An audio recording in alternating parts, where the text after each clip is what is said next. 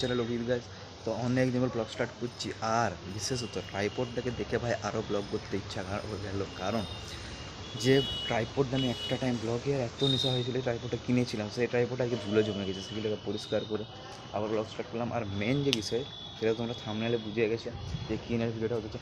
আমি ভাই যখনই কোনো প্ল্যান করি, বিশেষত হেয়ার কাটিংয়ের জন্য, তখনই ভাই আগেবার হেয়ার কাটিং করলে বেশি নেমে গেলো, আগেবারে হেয়ার কাটিং করলাম না, তার আগেবারে বেশি নেমে স্টার্ট হয়ে গেলো।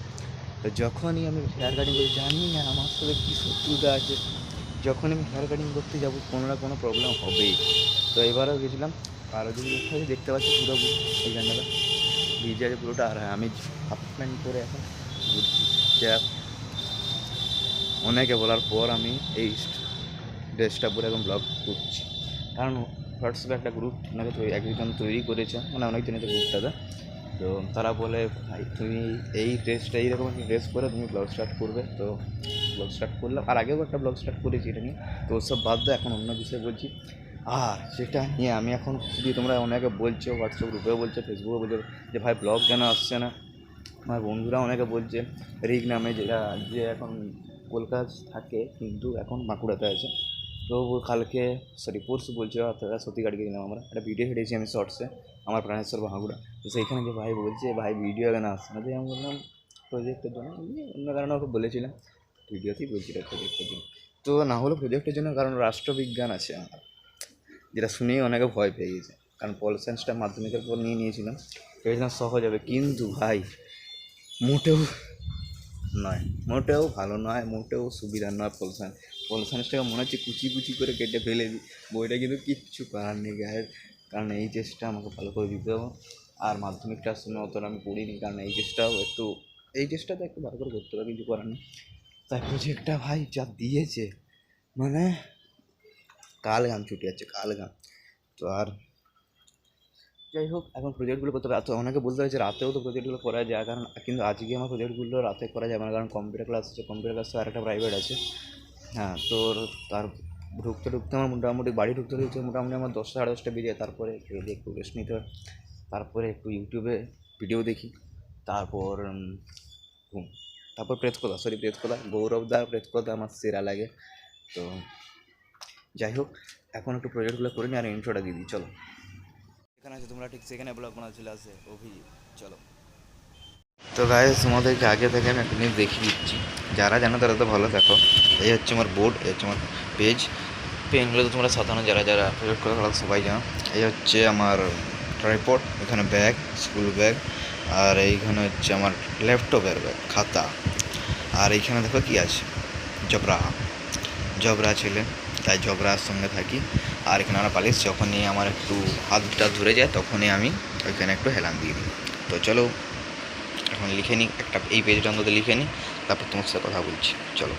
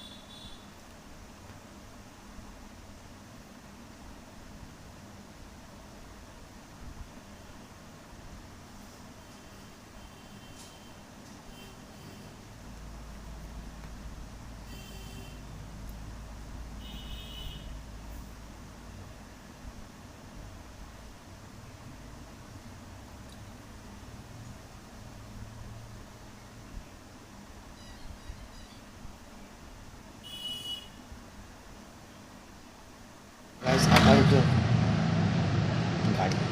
তো গাছ আপাতত এখন ভূমিকাটা শেষ, আর প্রকল্পের বিষয় সেটা ছিল একটু, সেটা কমপ্লিট করে ফেলেছি। এবার একটু চুলটা কেটে আসি, তারপর যেতে তো তোমাদের সঙ্গে সিনেমাটিক সাথে দেখা হচ্ছে।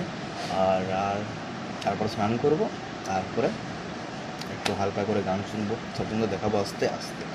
বাট চ্যানেলে যদি নতুন হয়ে থাকো প্লিজ সাবস্ক্রাইবটা করে দাও।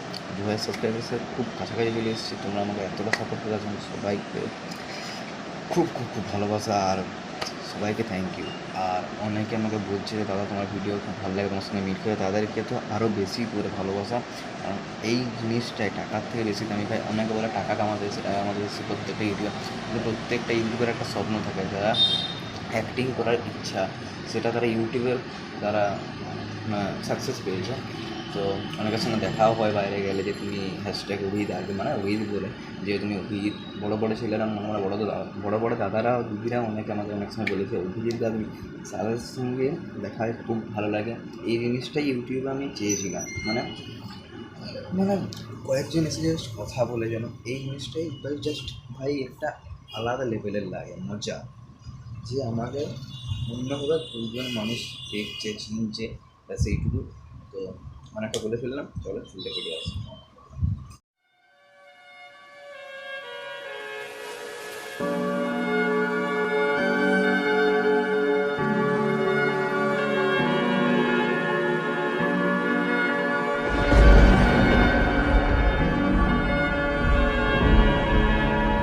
তোমার নামের রোদ্দুরে আমি ডুবেছি সমুদ্রে, জানি না যাব কদ্দুরে এখনো।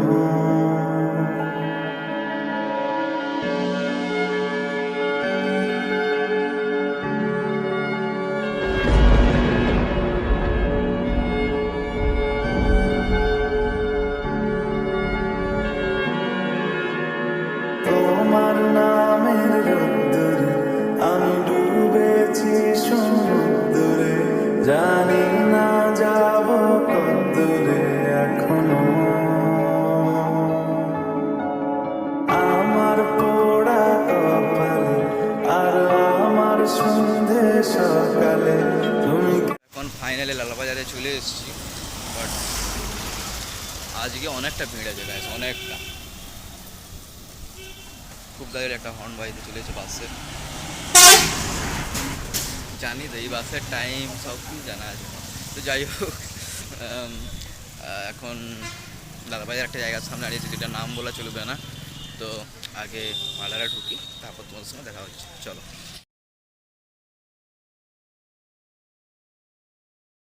এখন আপাতত দেখতে হচ্ছে পুরো জিরো করে নিয়ে, অনেকদিন পর এরকম চুল কাটলাম ভাই। সেই ক্লাস, আরে ভাই গাড়ি, সেই ক্লাস 8-9-এ কাটিয়েছিলাম, তো আজকে আবার কাটালাম।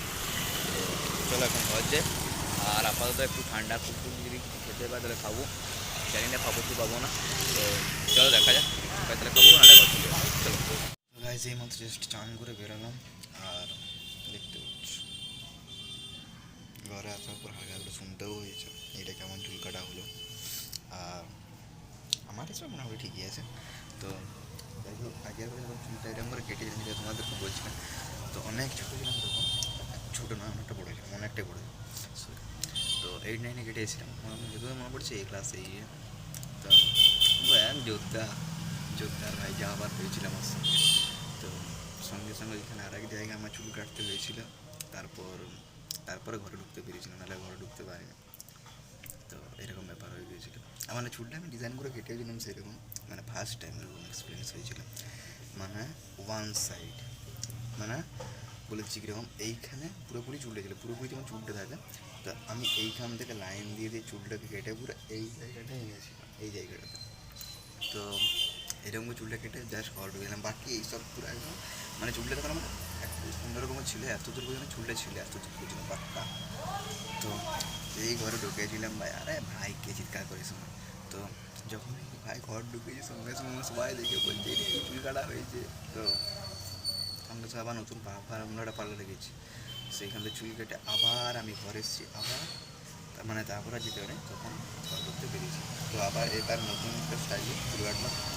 তো এবার আর কিছু বলে না, কারণ ছেলে বড়ো হয়ে গেছে ভাই, ছেলে বড়ো হয়ে গেছে। ছেলে বড় হয়ে গেছি আমি। তো যাই হোক, এখন একটু চুল টুল সেট করে নিই, তারপর তোমার সাথে কথা হচ্ছে। আর লাঞ্চটা একবার সেরে নিচ্ছি, কারণ 2টা বেজে গেছে। আর বেশি আর আমি সকালে ব্রেকফাস্ট করতে ভুলে গেছি, তাই খুব খিদে পেয়ে গেছে। চা খেয়ে এসে বেরিয়েছিলাম, তারপরে 1 কাপ চা খেয়েছি বাইরে, ঠান্ডা কিছু পাইনি যেহেতু। তাই লাঞ্চটাই করি, তারপর তোমাদের সঙ্গে একটু পরে দেখা হচ্ছে। চলো। তো গাইজ এই মাত্র জাস্ট ঘুম থেকে উঠলাম, মানে এইমাত্র না, অনেকক্ষণ আগে উঠে গেছি বলতে গেলে। 2টা 10 থেকে ঘুমিয়েছি গাইজ পাক্কা, পুরো 3টা 10 দিয়ে ঘুম ভেঙেছে। তারপরে ভিডিও দেখলাম কয়েকটা, তুষার দা, তারপর গৌরব দা, মানে গৌরব দা, তারপর আমাদের প্রিয় দা আছি, প্রিয় পয়েন্টস, মানে না অল টাইম দেখি দাদার ভিডিও। তো যাই হোক, এখন একটু চাটা খাই, চা করাও হয়ে গেছে। তো এখন একটু চা খাই, আর প্রজেক্টগুলো বাকি রাত্রে করতে হবে। এখন আমি এই ভিডিওটা আজকে ছাড়বো। তো আর বেশি ভিডিওটা বড় করছি না। ভিডিওটা ভালো লাগলে অবশ্যই লাইক করো, শেয়ার করো, সবাই কাছে পৌঁছে দিও। আর কমেন্টে অবশ্যই বলতে বলো না তোমাদের কোন পার্টটা বেশি ভালো লেগেছে, আর কেমন হচ্ছে সেটা কমেন্টে বলে দিও। আর চ্যানেলে নতুন হলে সাবস্ক্রাইব করে দিও। আর হালকা হালকা এখন থেকে বোম ফাটানো শুরু হয়ে গেছে।